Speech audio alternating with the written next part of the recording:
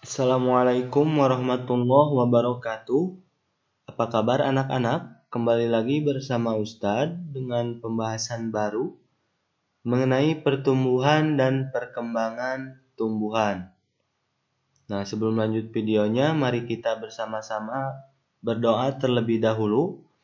Semoga apa yang kita pelajari bisa menjadi ilmu yang bermanfaat bagi kita ya.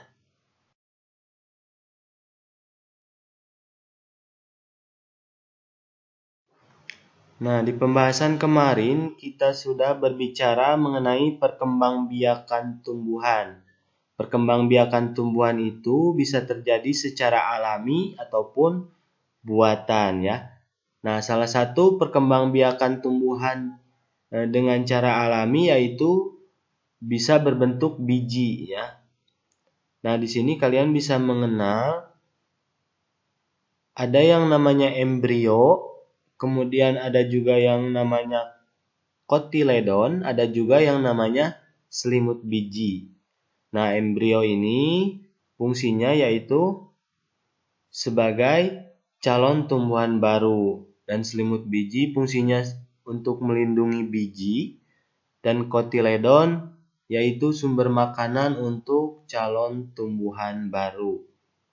Nah, di sini kalian hanya perlu mengenal saja ya, mengenal seperti apa dan juga kegunaannya apa.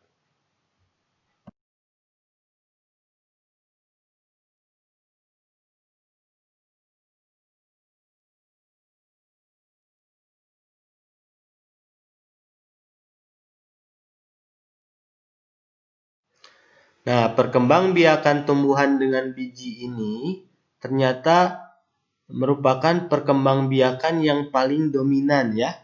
Karena apa? Karena sebagian besar tumbuhan itu berkembang biak dengan biji. Tumbuhan dewasa akan berbunga dan menghasilkan buah. Nah, tahapan perkembangannya itu seperti apa?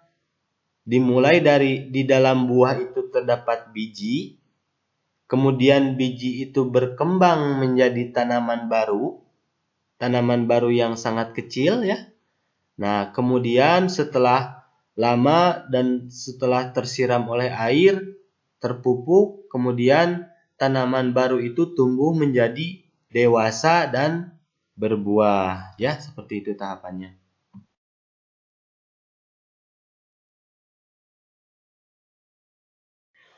Nah, untuk selanjutnya kita akan mengenal perkembangbiakan tumbuhan dengan cara tunas.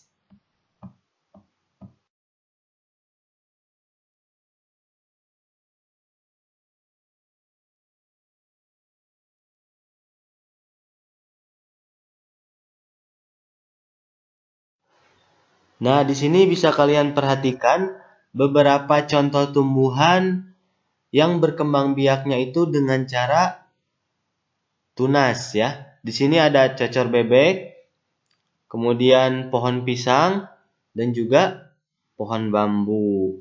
Nah, tentunya perkembangbiakan dengan tunas ini berbeda dengan perkembangbiakan dengan cara biji ya. Kalau tunas akan otomatis ketika tumbuhan itu sudah dewasa akan otomatis tunas itu muncul di pinggir tumbuhannya. Misal di sini ada pohon pisang.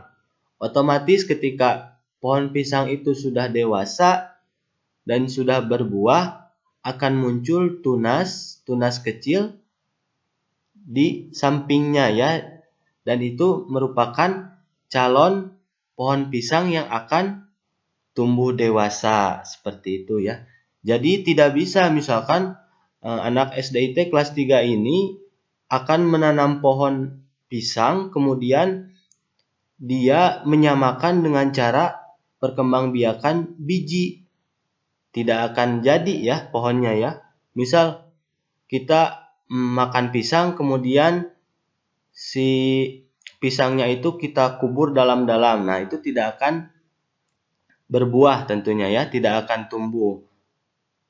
Atau misalkan cangkang pisangnya dikubur, nah, tentu juga itu tidak akan tumbuh ya, karena tumbuhan jenis tunas ini termasuk pisang akan tumbuh itu ketika ada pohon pisang yang sudah dewasa, kemudian sudah berbuah, maka akan otomatis tumbuh di sampingnya tunas-tunas atau bakal calon pohon pisang yang akan tumbuh dewasa, seperti itu ya.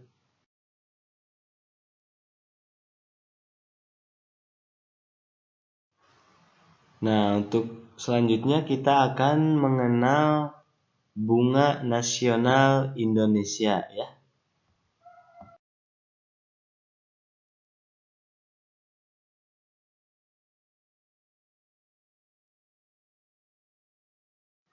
Nah, sebelum kita mengenal bunga nasional Indonesia, kita harus terlebih dahulu mengenal apa itu bunga nasional. Nah, bunga nasional adalah bunga yang dapat mewakili karakteristik sebuah bangsa dan negara. Misal, bunga tulip dikenal sebagai bunga negara Belanda. Ya. Kemudian bunga mawar dikenal sebagai bunga negara Inggris. Nah, bunga puspa dikenal sebagai bunga negara Indonesia. Bunga puspa Indonesia ada 3, yaitu yang pertama bunga melati putih, disebut juga puspa bangsa. Yang kedua bunga anggrek bulan, disebut juga puspa pesona. Dan yang terakhir bunga Rafflesia arnoldi, disebut juga puspa langka. Nah, itu bunga-bunga yang dikenal sebagai ciri khas atau disebut juga bunga nasional Indonesia. Nah, tentunya kalian masih ingat kan dengan kerajinan mozaik yang telah kalian buat sebelumnya? Kalau sebelumnya kalian membuat kerajinan mozaik dengan gambar yang bebas dan diwarnai oleh daun kering yang ada di sekitaran rumah kalian, maka tugas untuk sekarang, kalian kembali membuat kerajinan mozaik. Tetapi dengan gambar yang harus sama persis seperti yang ada di layar, yaitu bunga, dan warnai dengan kertas warna yang telah disobek, ya. Kalau kemarin mewarnainya dengan daun kering, dan tentu warnanya akan sedikit ya, kalau tidak coklat, hijau. Nah, sekarang kalian coba berkreasi sekreatif mungkin, kasih warna yang berkreasi, kasih warna yang indah di kerajinan mozaik kali ini. Paham ya? Alhamdulillah, Ustadz cukupkan pembahasan kali ini. Semoga apa yang disampaikan bisa menjadi ilmu yang bermanfaat.